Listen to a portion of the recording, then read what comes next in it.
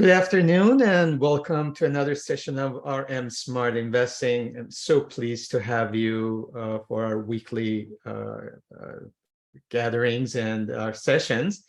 Uh, Believe it or not, in actually less than a month, we have the Qatar World Cup, and which is going to be the biggest event. Actually, even some of the stock markets around the world, they're going to be slowing down to just pay attention to what's going on in the World Cup. Especially, this is the most unusual one because it's going to be in November and December.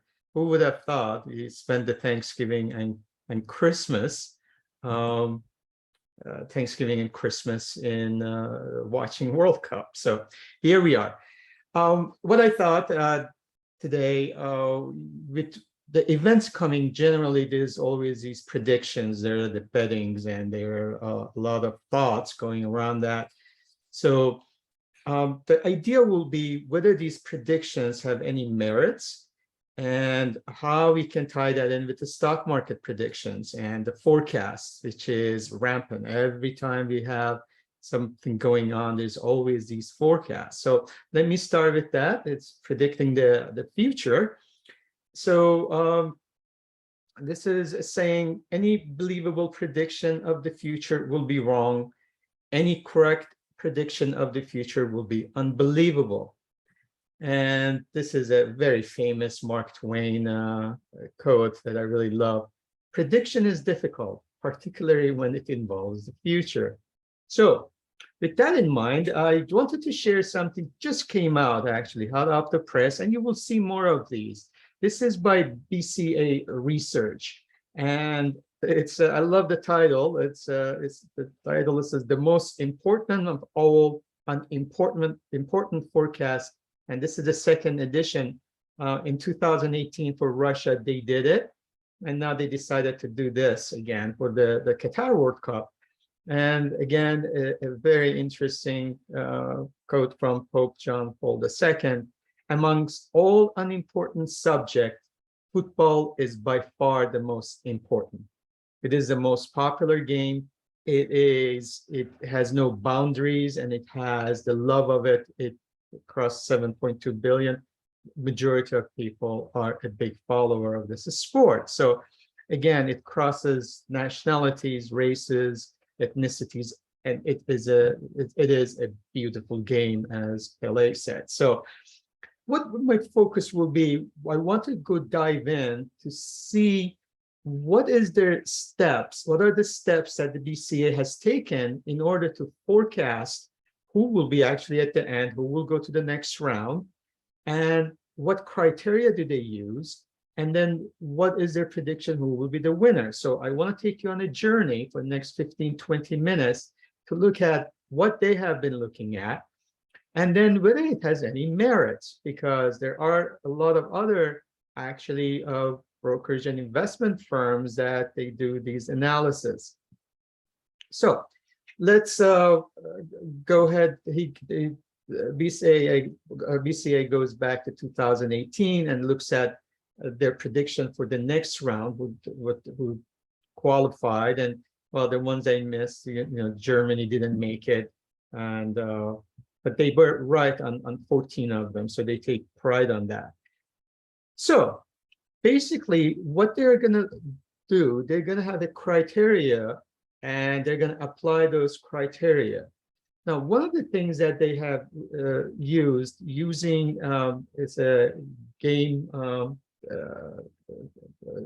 gaming technology, and they found it very important to as far as the players rating.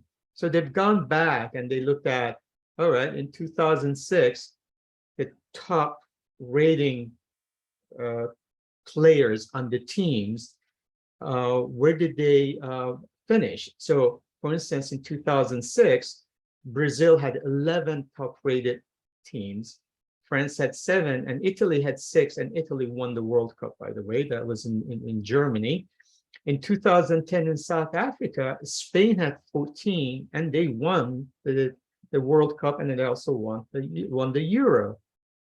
In 2014, which was in Brazil, Spain had 12, and Germany had 10, and Germany won the World Cup.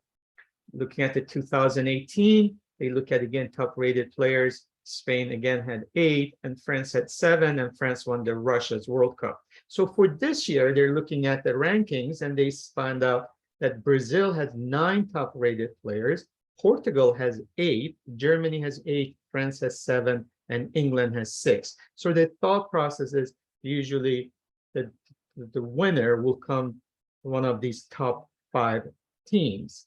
So that's one of the criteria. So they come up with the 4 really main criteria. They're looking at, as far as, again, we mentioned about team average player rating.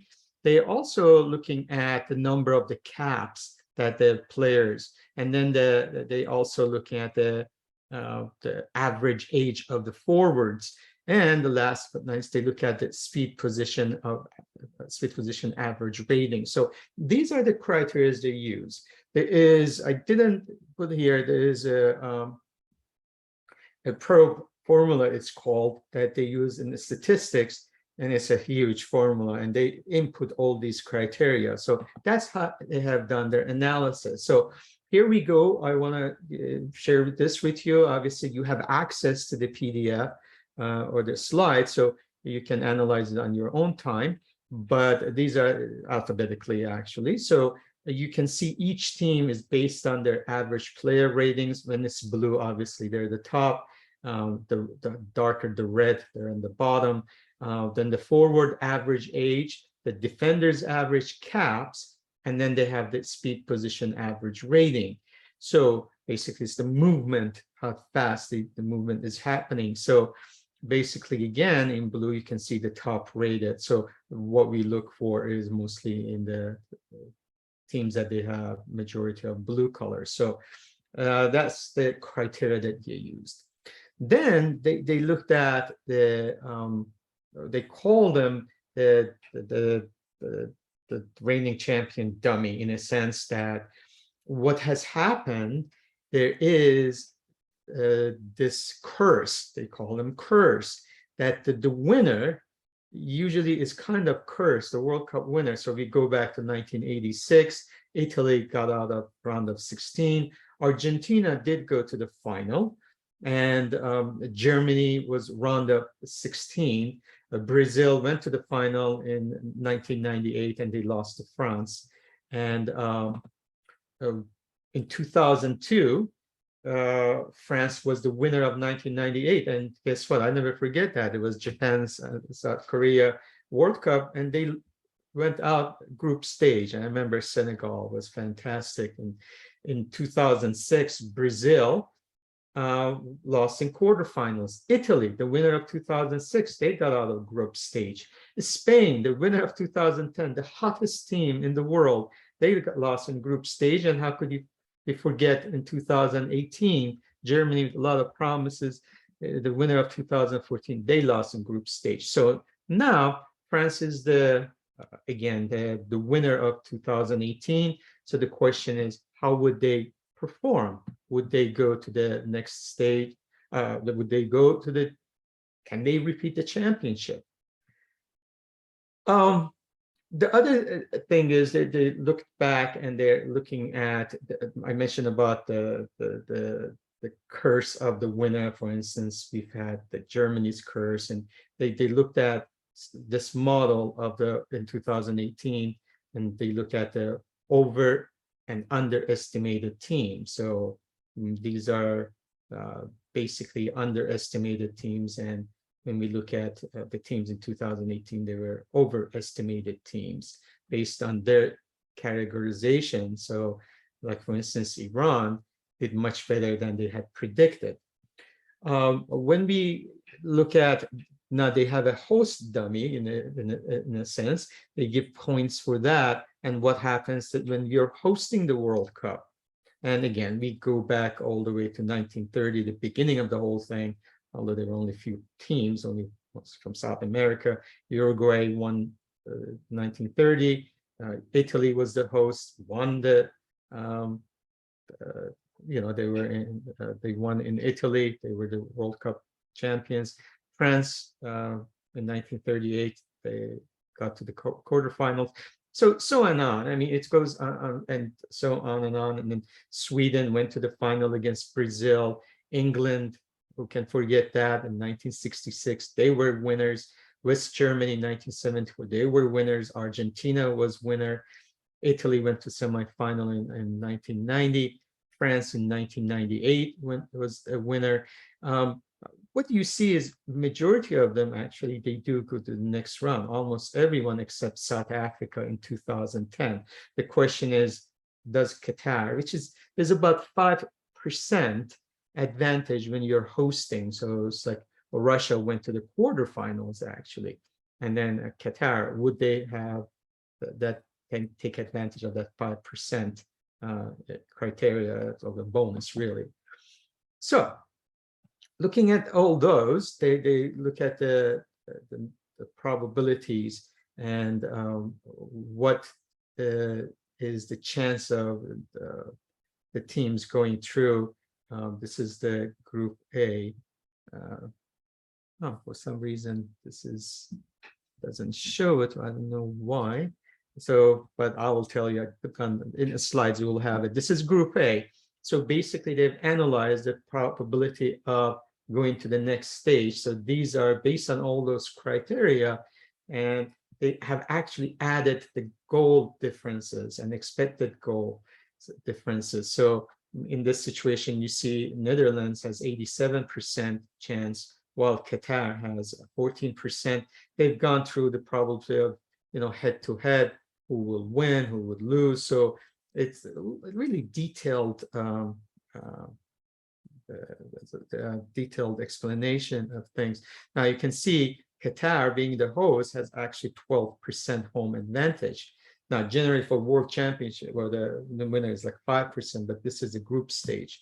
So this is Group A, and then Group B, which is a very interesting group: England, USA, Wales, and Iran. You see Iran is actually at 7%, and England is at 95%.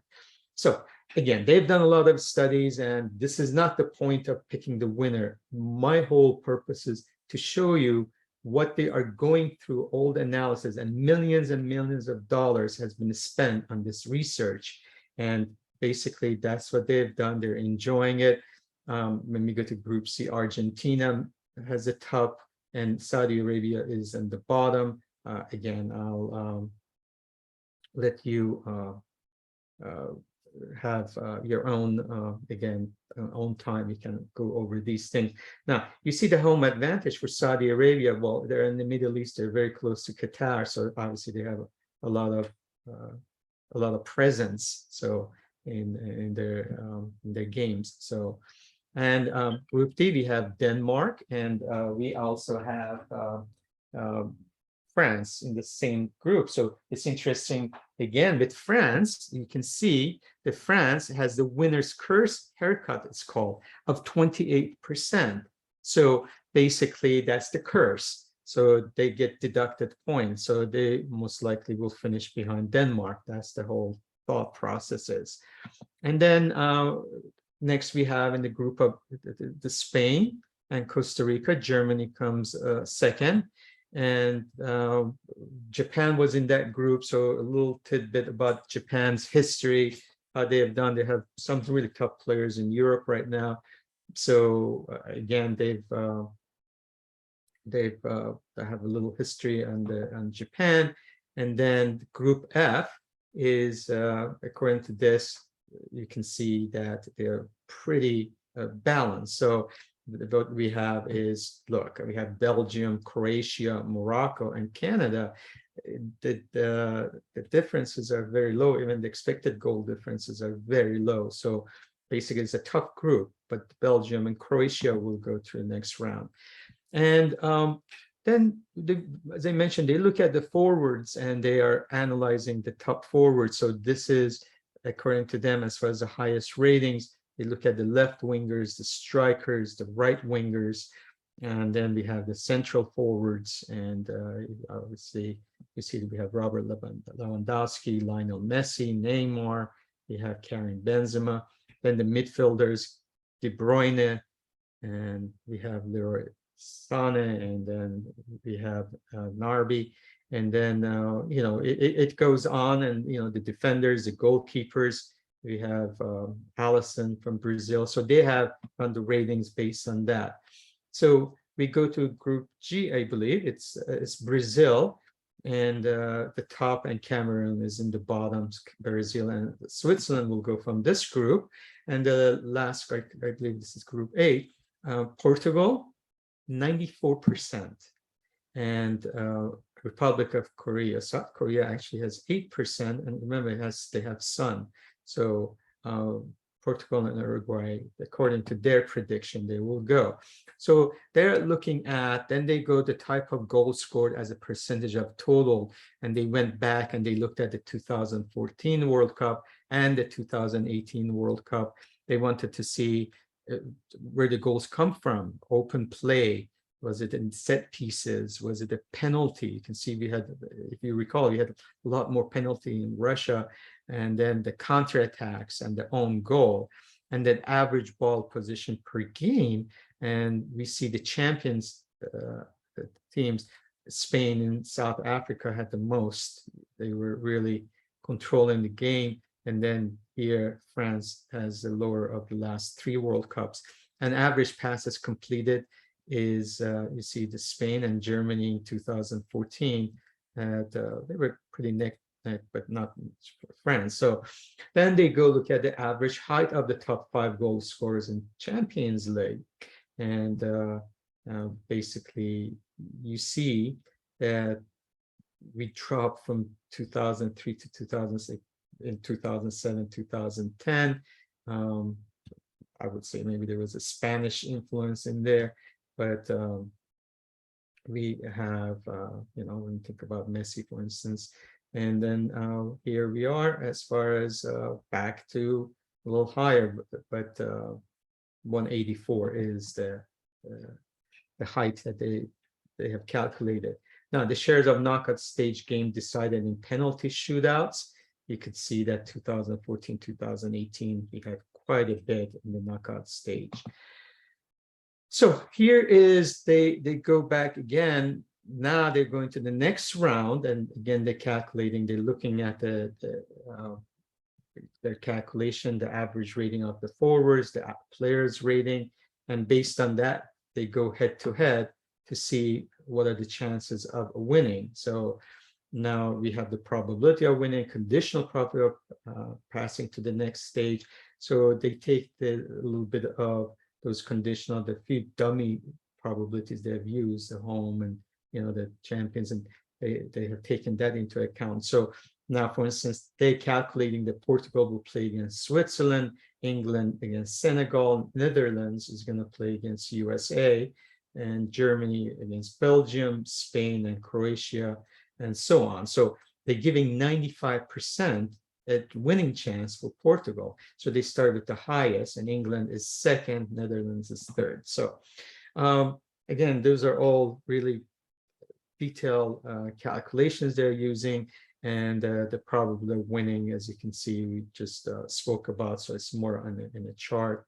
So they're using the curses and advantages. So that's how they come up with. And then they feel now we got the winners on that. The 16 now in quarterfinals. England supposed to play Mexico, Argentina against Netherlands, Brazil, Spain, and Portugal, Germany. So the question is, well, these teams are going to win.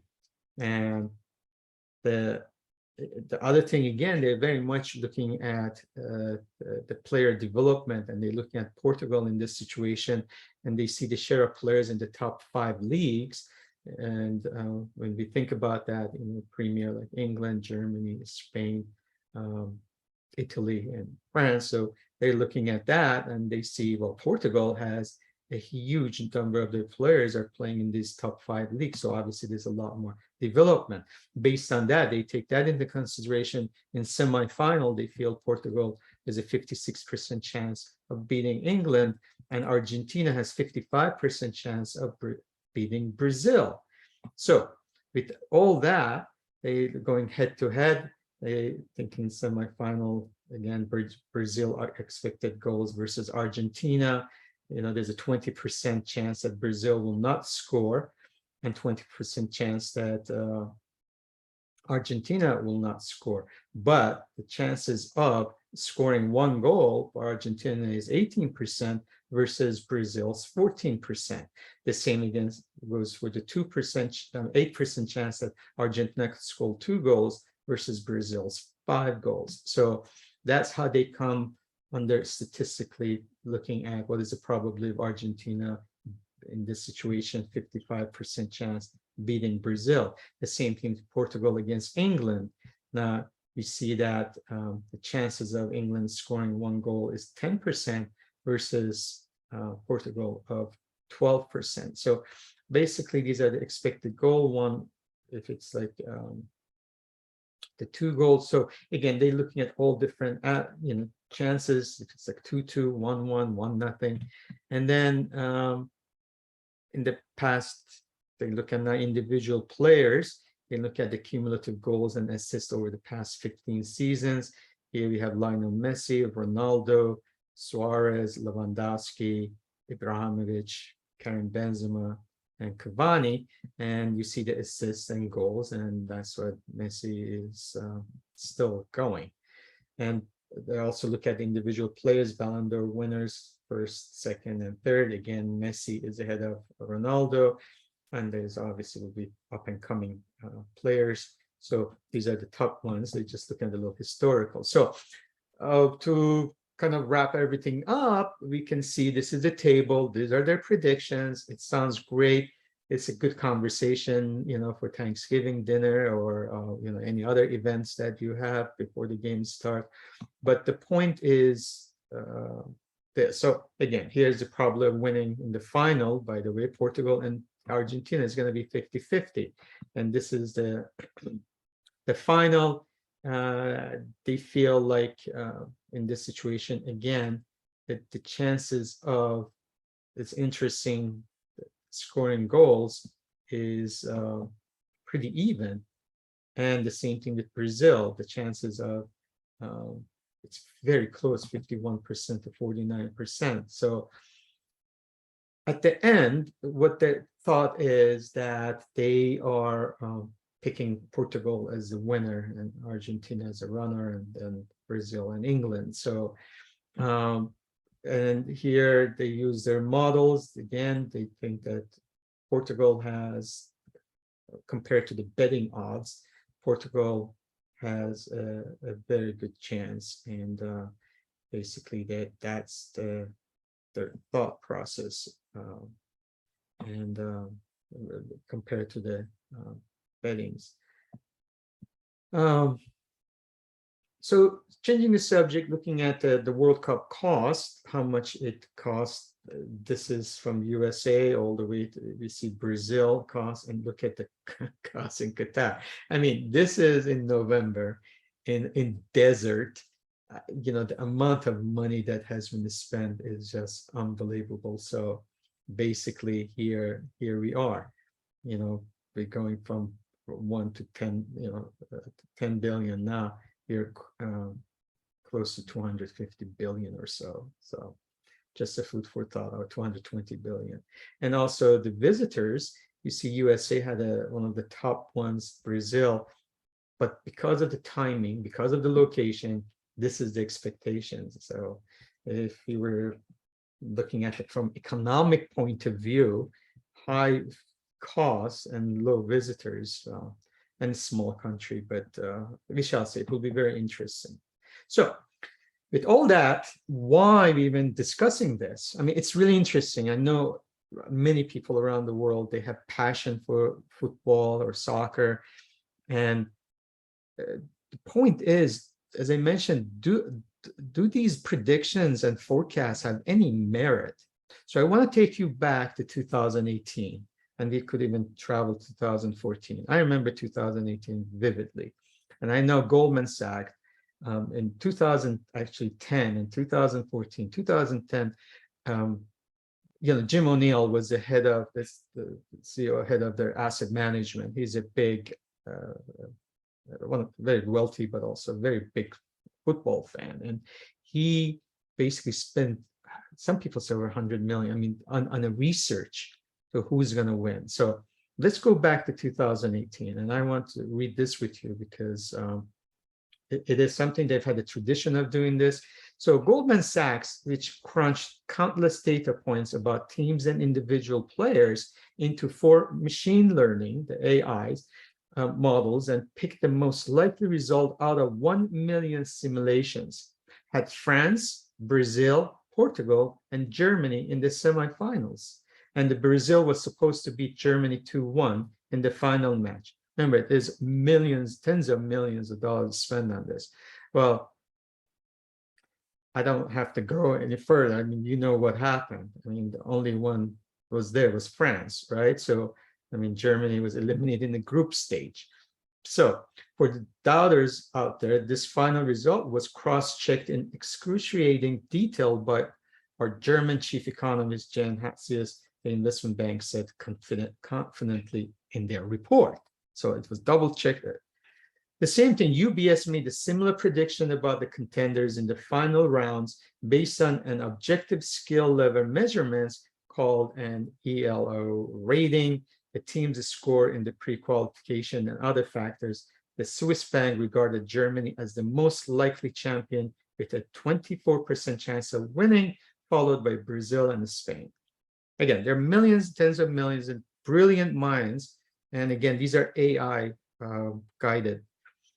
Dutch bank ING Group adopted a rather different approach by measuring the team's market value, assuming that the team's market worth is closely correlated to its success. As such, ING predicted that Spain, the most valuable team in the world, would beat France, the second most valuable, in the final match. Of course, except France, none of these teams mentioned above made it into the semifinals. And aware of the inherent randomness of soccer, Goldman Sachs actually updated its statistical models throughout the tournament. And I remember that, actually, I was following this. In an updated bracket projection published on July 19, this is for the Russia's World Cup, one day before the semifinals kicked off, the bank predicted that Belgium would beat England in the final. If anything, algorithms did a great job getting everything wrong this time. That's 2018. Neither of the teams made it into the final. What's even more embarrassing is the fact that Goldman Sachs' prediction this year, this is 2018, was further off than its first attempt to forecast the World Cup in 2014, which I clearly remember in Brazil. And it happened again twice. They kept changing it. The projection 4 years ago used a much smaller data set, working with only team-level data, and such as the team's ranking and the number of goals scored in the last 10 international games. And the simulation failed to predict the champion, but they accurately named the 3 or 4 teams in the semifinal. And again, this was after the facts. It is difficult to assess how much faith one should have in these predictions, but the forecasts remain highly uncertain, even with the fanciest statistical techniques, simply because football is quite an unpredictable game. This is, of course, precisely why the World Cup will be so exciting to watch, wrote Manai Chande or Chade and Nicholas Fawcett, and all of those in the 3 economists behind Goldman Sachs project. So that brings me to the second probably most exciting game in the world, and that's about the stock markets. We have so many pundits, so many gurus that's their job is, and they're pretty highly paid to do this. I think with Goldman Sachs, there a lot of money, or a lot of these research has funding, but people who are doing it, they do it out of passion and love for the game.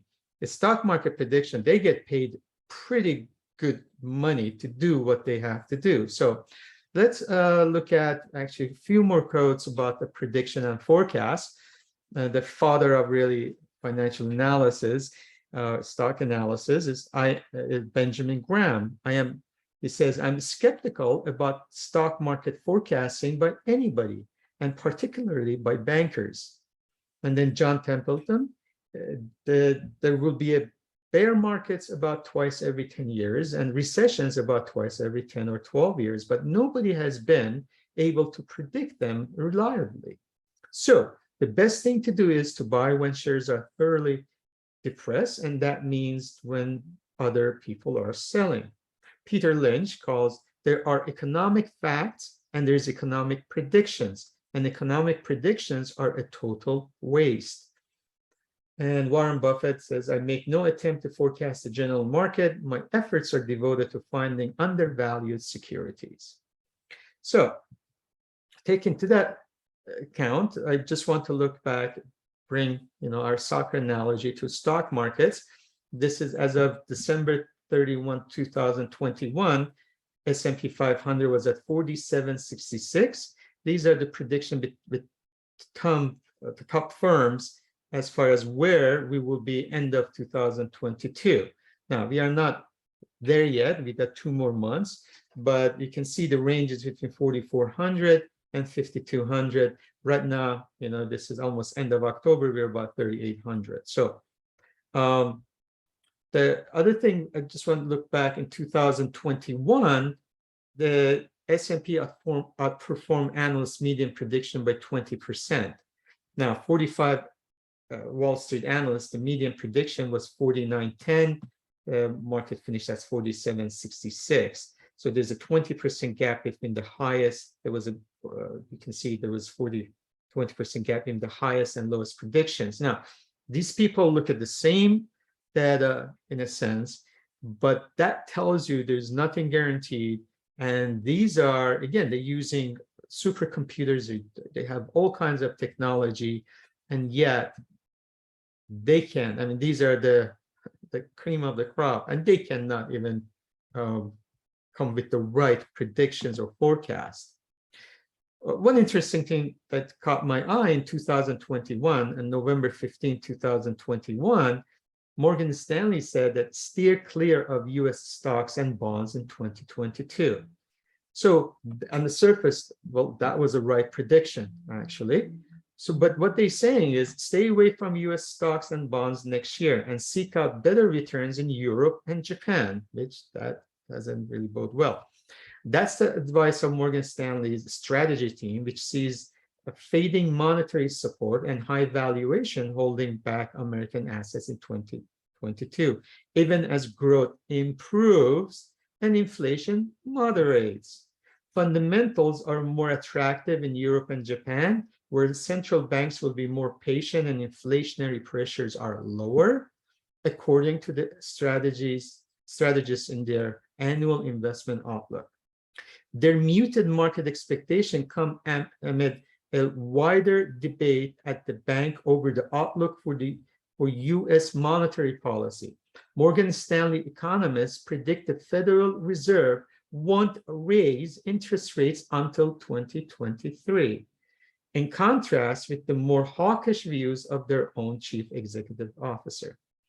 So I bring this to you again. I think this allows you to see why we've had this volatility in the markets, why things have been so unpredictable. I mean, when you put all your model based on that there's not going to be any interest rate rising, and then they came with 2, the most will be 3. The only one I remember, Bank of America, toward end of the year, they were saying, no, we could have 7.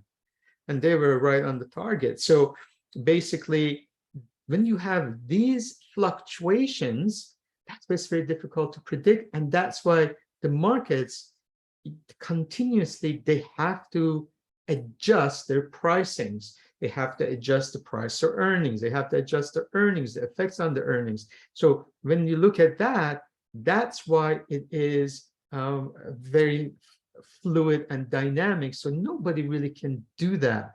So it's a great party conversation, but it is not really, we don't put a lot of value on these predictions or forecasts, although again, they spent millions and millions of dollars, and a lot of people get paid a very good money to do that. Now, as of December 5th, 2021, we looked at some of them. 14 strategies followed by Ticker had 2022 year-end S&P target ranging from 4,400 to 5,300. We looked at some of them, and they were thinking between -3% to +17%. So I think I've shared this with you. I will share it again. Now, as of October, you see from October 7th, 3rd, 4th, there are predictions for 2023, which goes from 3,800 and it's basically up to 4,200. And this is for end of next year. So we can go back. It's amazing how far off they have been, as you could notice that. So why is that? And I will put that, so we have to look at behavior finance. Now, in behavior finance, what we have, there's something called expert overconfidence. And what does that mean is the experts, it could be any field, we're talking about investments in this situation, but it could be in, just listen to some of the analysts in the sports arena, that their predictions. It's funny how you look at the beginning of the year, whether it's in soccer or football or basketball or baseball, what they predict and what it ends up to be.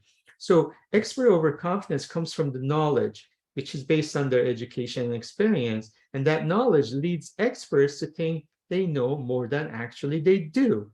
And that comes, again, the experience of other things and other factors too, not single dimensional. Now, forecasts are based upon skill, and that's how they look at it. So we have the skill, and they blame for inaccuracy is placed. They blame the outside factor when things don't go, and which they haven't, and there's many excuses for that. They also have selective recall, only recall where they perform well. And then there is something in behavior finance called cognitive dissonance, and this, which is disagreement between abilities and perceptions. So what they perceive is not really what their abilities allow. So that tells you why there's such a disconnect between the predictions and actual things are happening. So what we decided to do, basically, there's an old story from 1980s. If you would have been old enough to remember it, there is the talk of a monkey throwing darts at a list of stocks on Wall Street Journal, for instance. So there's something called monkeys and dartboard. This story starts in Burton McCall's seminal work at Random Walk Down the Wall Street. In that book, again, he writes, a blindfolded monkey throwing darts at the newspaper financial pages could select a portfolio that would do just as well as one carefully selected by experts. So I want to go one step further. There is a contest or invitational. It's called Monkey Dartboard Investing Invitational. And this is the second year. So they had it in 2021 and they're having one now. So in 2021, if you missed it, well, if you're curious, the monkeys won in 2021, and 2021 was a pretty good year. The worst monkey saw their stock drop by 44%. The best monkey saw their stock increase by 168%. Overall, the monkey's portfolio increased 38.4%, while the benchmark Russell 3000 was up 24.6%. So with that, that's from the stock market point of view. We looked at all the research on the soccer and football side of things. And it was very interesting that in 2010, 2014, 2018, we had the World Cup psychic animals, which they were pretty accurate. I don't know if you remember Paul the octopus and which way they will go, and Sarge and Oscar, the macaws in Brazil, they will go pick, they would put two bowls and they would go pick that, the winner. And then we had Achilles the cat in 2018. So this is the randomness of things that, it's really almost probabilities are like 50-50 or like a gambling, and it's a game of luck in some ways. That's what it shows. So even with doing all the tons of analysis paralysis, we say, it's the conclusion I will give you is, if you do your own due diligence, and I think that's what we get lost when we are too wrapped up in data analysis.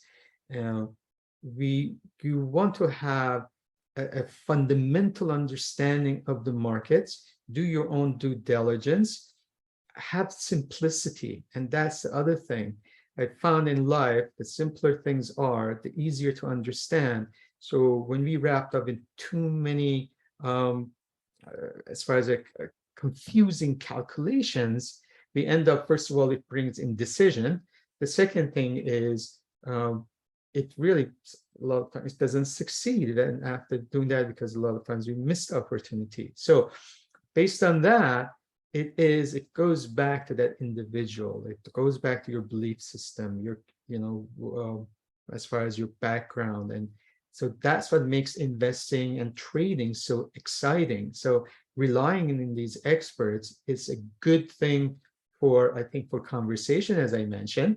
And that's why, the CNBCs of the world, or, any type of any investment business, so unless they're educational, they are really, it's a commercial. So to conclude all those, I thought it would be interesting. I just want to leave this with you. You can read it.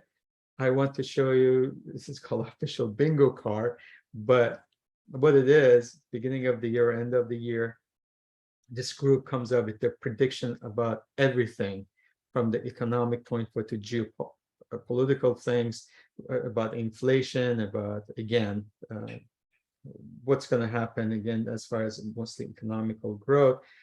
They predicted the global GDP growth in 2022 will be like 4.5%. Inflation slowly eases off. So just telling you, but it's fun to watch these. I also have 2022 prediction. This happened in 2019.